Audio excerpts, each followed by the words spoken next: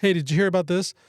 During the recent cold snap that we had about 2 weeks ago, that the major weakness in electric vehicles was exposed. They're not able to run efficiently when it gets really, really cold. Now, what is the point of paying all this money, thousands of dollars more, for something that works worse than a car that's worth thousands less?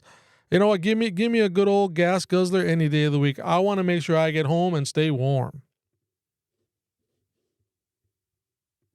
Welcome to my take.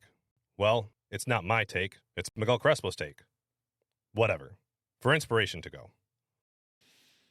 Welcome to My Take, Pastor Crespo here. My Take is your oasis of inspiration and hope in the desert of negativity and despair. Thank you for being a part of the My Take family. Thank you for joining this podcast. Yes, we have a story here. This is something that happened just recently. Again, I know we have members of the My Take family that are not living in the United States. They're from different parts of the world, so maybe you're not seeing this. We just had an issue here recently where we had a very difficult few weeks. No, it wasn't even that long. I think it lasted about a week. We had a pretty difficult week where temperatures were frigid, super cold. We were in some parts, for example, in New York State, over near the Buffalo, New York area, there was just mounds and mounds of snow coming down. People stranded in their cars.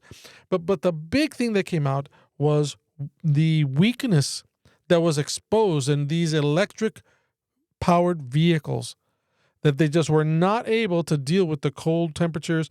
And I mean, all of these rich folks, all of these people that want to be, they want to be green and all this stuff, they found themselves hoofing it home. I have an article that I want to share with you that highlights that. Let me share this with you. And I'm going to have to put on my cheaters for this one because this one came out really small print. This thing's getting old. Let's see.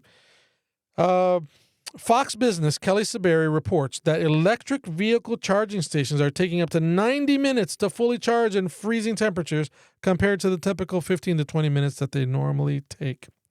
So a couple of weeks ago, temperatures got so cold, batteries were just not able to charge fast enough, and they weren't lasting as long as they normally do. People found themselves having major car issues. And this article highlights the frustration that people had. It says here, one person was sharing their frustration, and it's quoted in the article.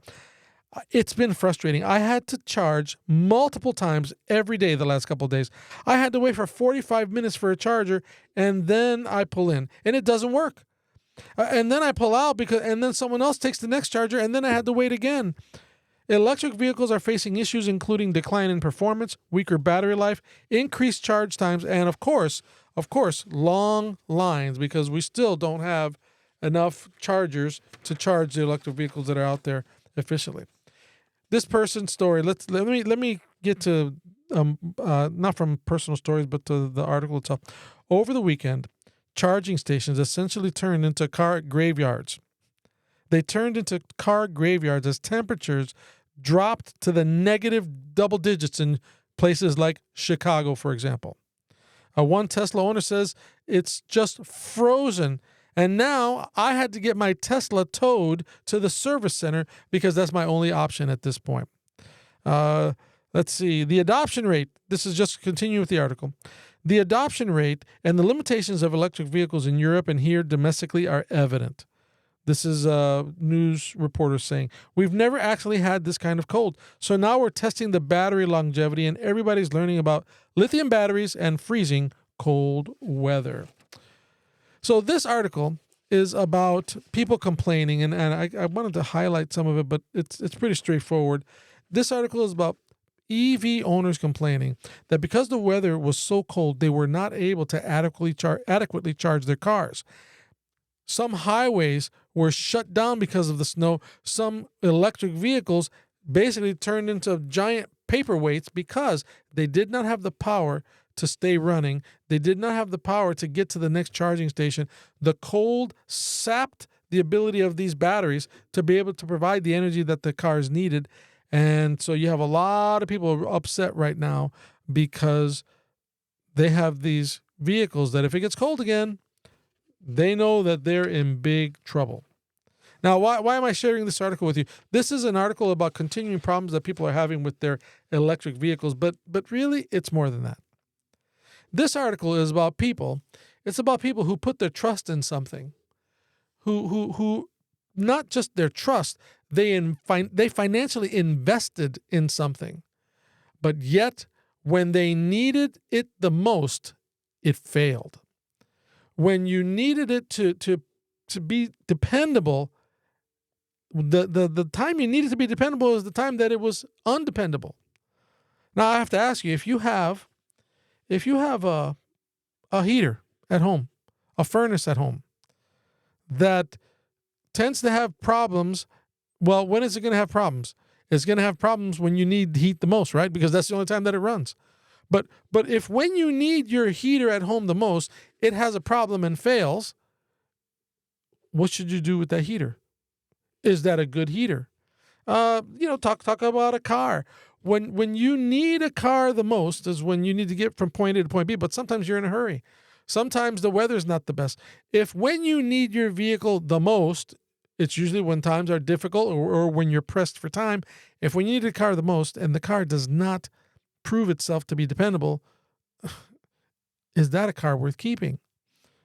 What about a friend? People can be friends with you when things are good. People can be friends with you when you don't have any issues or problems. You're not facing any hard choices. But if you only have friends that are loyal to you when the things are going well, when times are good, when nobody's upset, but when things get difficult and they disappear, do you really want a friend like that? See, the point of this, referencing this article, is that electric vehicles, people are finding out, are all well and good. They're great to have. But when the going gets tough, electric vehicles cannot get going. They cannot be depended on, at least not yet. The technology has not been perfected yet. But they cannot be depended on when you need it most. Now, I'm going to leave that to the engineers at the car manufacturing companies to work that out. I got nothing to say about it because I don't understand it.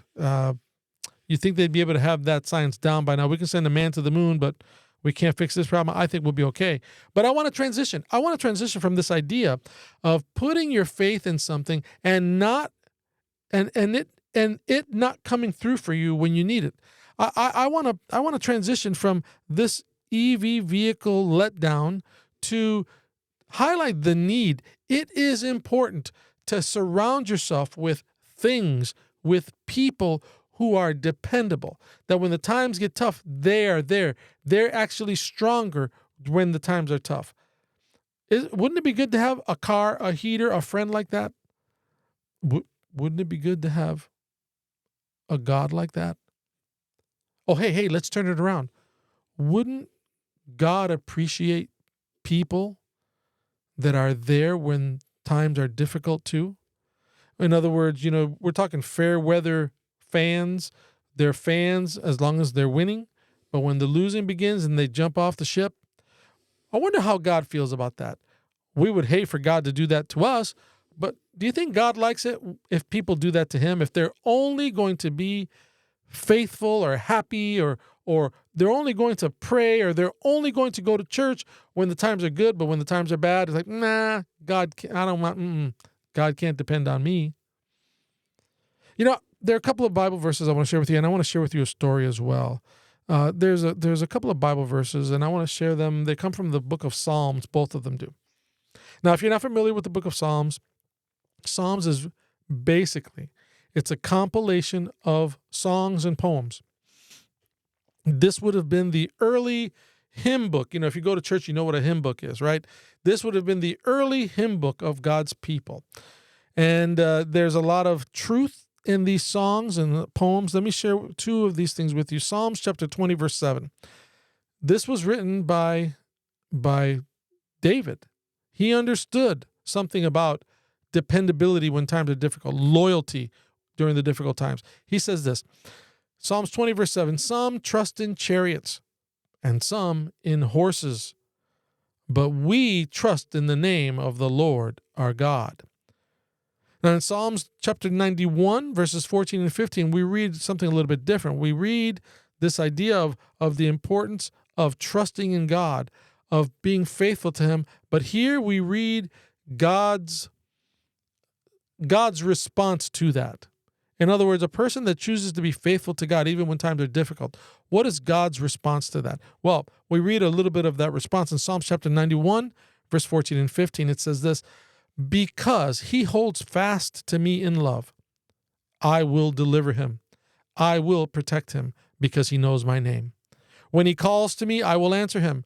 I will be with him in trouble. I will rescue him and honor him. You know, one of the challenges as you become a Christian and you walk the Christian walk is you have to learn how to understand and process, not the good times, but how to understand and process the difficult times. In other words, even Christians, when you give your heart to the Lord and you're walking the walk of faith, there will be times where it feels like the rug was pulled out from under you. There will be times where you feel like life is unfair and things are just difficult. There will be times where you're going to be tempted to ask, where's God? Why did you allow this? There may even be times where you're tempted to be angry and swear at God because you don't like what's going on. But you see, what God is looking for a people that trust him. Even when you can't see the plan, you trust God enough to know that there is a plan. Even when sometimes, yes, there will be difficult times, you don't blame God. You actually go to God and ask him to help you make it through this difficult time. Those type of people are the people that please God. And God says, yes, I will be there for them. Sometimes we want God to rescue us from the fire, but sometimes God just walks through us with the fire. And that is just as much of a miracle as the other. You know, speaking of fires, I want to tell you a story. There's a story in the Bible that came to my mind as I was reading this news article. This story comes from the book of Daniel, chapter 3. You know, my wish for all of us, including myself, I don't want to be a fair weather follower of Jesus. I want to trust God even when I don't understand what his plan is. This story is about something like that. In Daniel chapter 3, we read of a king by the name of Nebuchadnezzar. You've heard me talk about him before. Nebuchadnezzar was the king of Babylon. Babylon at that time, in that part of the world, they were the superpower at that time. And Babylon fancied himself a god. The Bible says that Nebuchadnezzar built a statue out of gold. And this was this tall statue, something like 60 cubits, which, depending if you're using the cubit in the Bible that they use in the sanctuary, that could have been 75 feet maybe. Could have been 90 feet tall. And so here's this golden statue, 90 feet tall, and he starts having the band, the orchestra playing, and everybody's given the order. When you hear the band and the orchestra kick up the music, I want everybody to bow to the statue that I made. Because, of course, you know, if you're bowing to the statue he made, then you're really bowing to who? Okay, so the Bible tells us, though, that in Daniel chapter 3, you know, he had all of his people there. There were 3 young men that when everybody bowed, they stayed standing up. They did not bow. Well, you know, if you know who they are, their names are Hananiah, Mishael, Azariah, but you probably know them better as Shadrach, Meshach, and Abednego. These 3 boys decided we're not going to bow down. We only kneel before our God. Well, you know, if you read the story in Daniel chapter 3, you read that, well, there were people that saw what they did and they told the king and said, you know, Your Majesty, you got people that are not respecting you. They're disrespecting your decree. When everybody kneeled, all of us were on our knees. These guys were standing up in defiance of your law. The Bible says that he called Shadrach, Meshach, and Abednego to them. And again, you have to know the backstory. This is not the first time that they've met. They knew who the king was. The king was familiar with them. And he begins to threaten them, probably because he was embarrassed a little bit and angry. And he feels challenged, and he says, "No, I'm going to give you another chance. We're going to strike up the orchestra, kick up the band, and when we start playing this music, you will bow. to this statue. And if you don't, I'm going to burn you alive. Well, if we read this in Daniel chapter 3, verse 17 and 18. Let me read their response to you, because they start out by saying, King Nebuchadnezzar, we're not going to need to be, we're going to speak to you straight. If this be so, if we're going to be thrown in the furnace, they say, our God, who we serve, is able to deliver us from the fire furnace, and he will deliver us out of your hand, O king. But they say this, but if not, be it known to you, king, that we will not serve your gods or worship the golden image that you have set. If we were to make it a little bit more modern, basically what they said, look, we serve the living God, the creator God, and he has the power to deliver us from your hand. Whatever it is you want to do, God can stop it. But if not, we will still not serve or bow down to your gods. We're not going to do it, because we have already made a commitment that the only God we bow to is the living God, the creator God. Now, I want you to think about this, right? This is sometimes we read stories and we don't realize how serious things are. These guys were facing serious consequences, not just death, but a fiery death. But yet they chose, it doesn't matter how hot the temperature is, it doesn't matter how bad the situation is, we have made our decision. God can depend on us even when times are difficult. I'm not going to be good here, but bad when it gets a little hot. And I'm not talking about temperature. When things get hot, when things become more difficult. They were saying, with whatever little power we have, God can depend on us when times are difficult. Well, if you know the story, I encourage you to read it. Read Daniel chapter 3. You'll really enjoy it. It's exciting stuff. But basically what we find is that they chose to still trust God. They chose to say, no, God can depend on us to love him and proclaim his name no matter how bad things get. Because they were trying to prove themselves dependable to God, the Bible shows that God was dependable in shielding them while they were in the fiery flames. Yeah, that's right. The Bible says that the ropes that tied them up when they were thrown in, they burned off, but their clothes didn't burn, they didn't burn, and when they came out of the furnace, they did not even have the smell of smoke upon them. That's how complete the protection of God was at that moment. I see this news article and I say, okay, well, I need to know that you can only trust electric vehicles so far. And it's just a car. I mean, what's the big deal, right? But imagine having a friend that you could only trust so far. Imagine having your spouse that you could only trust so far. Now, imagine having a car that you could only trust so far.